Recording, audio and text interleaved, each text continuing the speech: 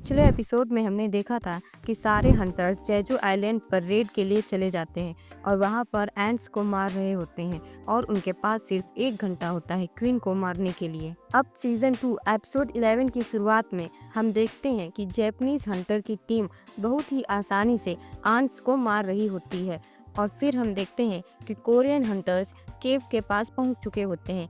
केव के अंदर पहुंचते ही वो खूब सारी टनल देखकर कंफ्यूज हो जाते हैं कि क्वीन आंट किस में होगी। तभी जनीन बोलता है, अगर हमें क्वीन आंट को जल्दी ढूंढना है तो हमें सारे टनल को ब्लास्ट करना होगा और जो टनल आंट का होगा वो बच जाएगा। तभी वो लोग वहाँ बॉम्ब ब्लास्ट कर देते हैं और प्लान के मुताबिक जिस टनल में क्वीन आंट होती है उसे कुछ नहीं होता।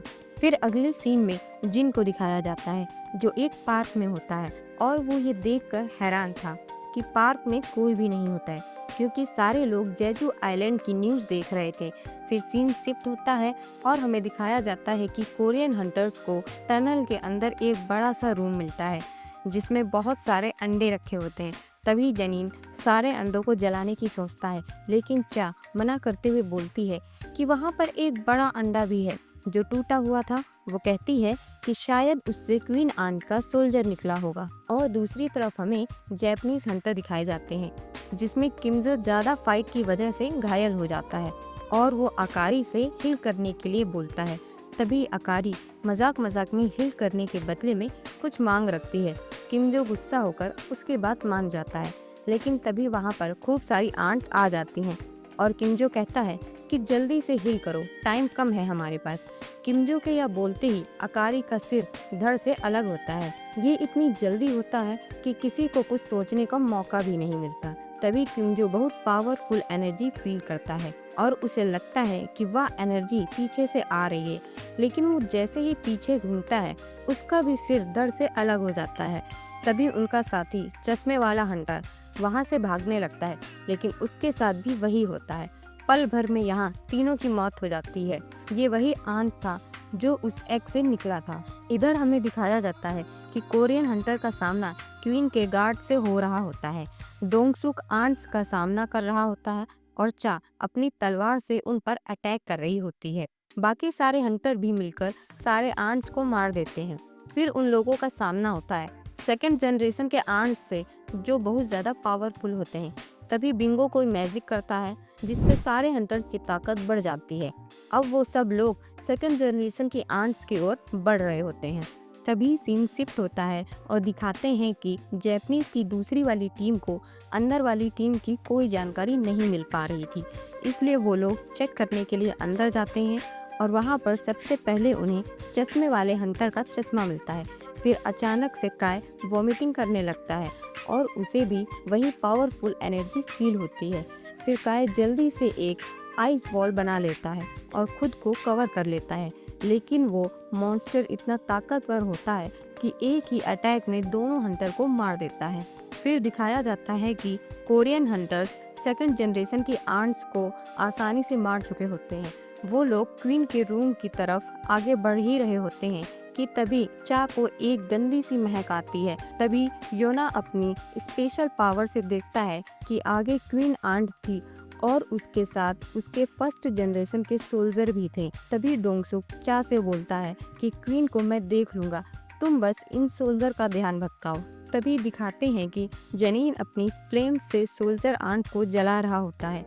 तभी अचानक से एक आंट उनके पीछे से आ जाता है और अटैक करने जा रहा होता है कि लीम अपने एरो से उसे मार देता है। फिर दिखाते हैं कि योना अपनी पावरफुल फॉर्म में आ जाता है और तुरंत वो एक साथ 2 आंट्स को मार गिराता है और डोंगसुक उधर क्वीन से फाइट कर रहा होता है। फिर सीन शिफ्ट होता है और दिखाते हैं कि शहर में सभी लोग रेड का लाइव एंजॉय कर रहे होते हैं और फिर दिखाते हैं कि सारे फर्स्ट जनरेशन के सोल्जर्स मर चुके होते हैं। तभी डोंगसुक, लीम और बिंगो तीनों क्वीन पर एक साथ अटैक करते हैं, लेकिन तभी क्वीन अपने मुंह से जहर छोड़ देती है जिससे डोंगसुक और लीम थोड़े वीक हो जाते हैं, लेकिन बिंगो तुरंत उन्हें हील कर देता है। इन सब के बाद क्वीन बिंगो पर अटैक करती है, लेकिन डोंगसुक अपनी स्पीड से उसे रोक लेता है और फिर लिम उसे अपने फ्लेम अटैक से जला देता है, जिससे क्वीन जलने लगती है और कमजोर पड़ जाती है। सभी हंटर्स को लग रहा होता है कि अब वो जीत के बहुत करीब हैं कि तभी क्वीन जोर से चिल्लाने लगती है। तभी योना सबसे बोलता है कि वो दर्द से नहीं चिल्ला रही बल्कि किसी को बुला रही है। फिर दिखाते हैं कि सारे आंट्स वापस आ रहे होते हैं कि तभी चा अपनी तलवार के आखिरी वार से क्वीन को खत्म कर देती है। तभी वो सब लोग सोचते हैं कि ये इतनी आसानी से कैसे मर गई। फिर दिखाते हैं कि सारे आंट्स हंटर की तरफ बढ़ रहे होते हैं, तो सारे हंटर्स वहां से भागने लगते हैं। तभी उनको भी वहां पर वही पावरफुल एनर्जी फील होती है जिसमें जापानीज टीम को एक झटके में मार दिया था। वो लोग सोच रहे होते हैं कि एक अकेला मॉन्स्टर इतना ताकतवर कैसे हो सकता है। तब उनको लगता है कि इस मॉन्स्टर के मुकाबले क्वीन तो कुछ भी नहीं थी। तभी वो मॉन्स्टर उसकी ओर बढ़ने लगता है, लेकिन कोरियन हंटर्स अपनी जगह से हिल भी नहीं पा रहे थे और इधर चा से उसकी बदबू बिल्कुल सही नहीं जा रही थी। तभी वो मॉन्स्टर उनके पास से गुजर के क्वीन के पास जाता है और उसे मरा हुआ देखकर जोर जोर से चिल्लाने लगता है। उसकी आवाज में इतनी पावर जिससे सारे हंटर्स गिरने लगते हैं।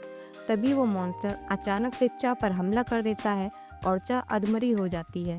तभी डोंगसुक भी उस पर अटैक करता है, लेकिन कुछ फायदा नहीं होता।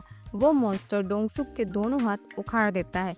तभी लिम, योना और जनीन तीनों एक साथ उस पर अटैक करते हैं, लेकिन वो उन्हें भी आसानी से रोक लेता है। तभी बिंगो एक स्किल की मदद से गायब हो जाता है और वो गायब होकर डोंगसुक को हिल करता है।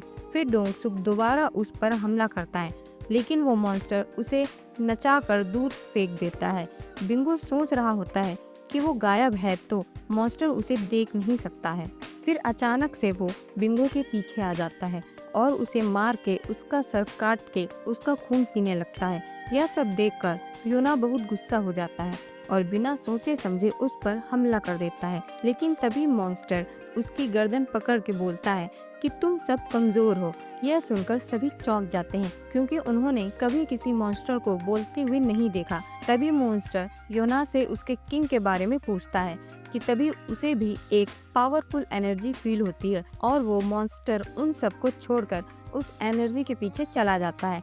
योना समझ जाता है कि ये कहाँ जा रहा है और वो बोलता है कि हमें जल्दी से जल्दी इस आइलैंड को छोड़कर यहाँ से निकलना होगा, इससे पहले कि वो वापस आ जाए। तभी सीन शिफ्ट होता है और गोटो की टीम को दिखाया जाता है। वो जापानीज हंटर को ढूंढ रहा होता है कि तभी उन्हें उन सब की बॉडी मिलती है और वो सोचता है कि ये मॉन्स्टर कुछ ज्यादा ही ताकतवर है, यहाँ रुकना सेफ नहीं होगा। गोटो को लग रहा होता है कि अब कोई भी कोरियन हंटर जिंदा नहीं होगा और वो वहाँ से जाने लगता है कि तभी गोटो को भी वही पावरफुल एनर्जी उसकी ओर आती हुई फील होती है और पल भर वहाँ पर खड़ी लड़की का सर कट जाता है। गोटो अपनी तलवार निकाल लेता है और सभी को वहाँ से जाने के लिए कहता है। तभी वो मॉन्स्टर गोटो से पूछता है, क्या तुम ही किंग हो? गोटो बहुत एटीट्यूड में बोलता है, हाँ मैं ही किंग हूँ।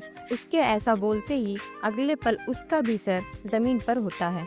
इधर कोरियन हंटर को दिखाया जाता है जो कि अधमरी हालत में आंट से घिरे हुए थे, लेकिन जनीन अपने फ्लेम से उन्हें दूर भगा रहा होता है। लेकिन कुछ देर बाद वो भी कमजोर हो जाता है। अब सारे आंट्स उनकी ओर ही बढ़ रहे थे कि तभी उसकी शैडो से शैडो सोल्जर निकलते हैं। ये वही सोल्जर थे जिन्हें जिन ने इसकी शैडो में छोड़ा था। अब यही शैडो आंट से लड़ रहे थे। उधर जिन को ये सब सेंस हो जाता है और जिन अपनी पूरी शैडो आर्मी बुला लेता है। तो ये एपिसोड यहीं खत्म होता है। अगर आपको ये एक्सप्लेनेशन वीडियो अच्छा लगा हो तो वीडियो को लाइक और चैनल को सब्सक्राइब जरूर से करें। बाकी मैं आपसे मिलती हूँ दूसरे वीडियो में।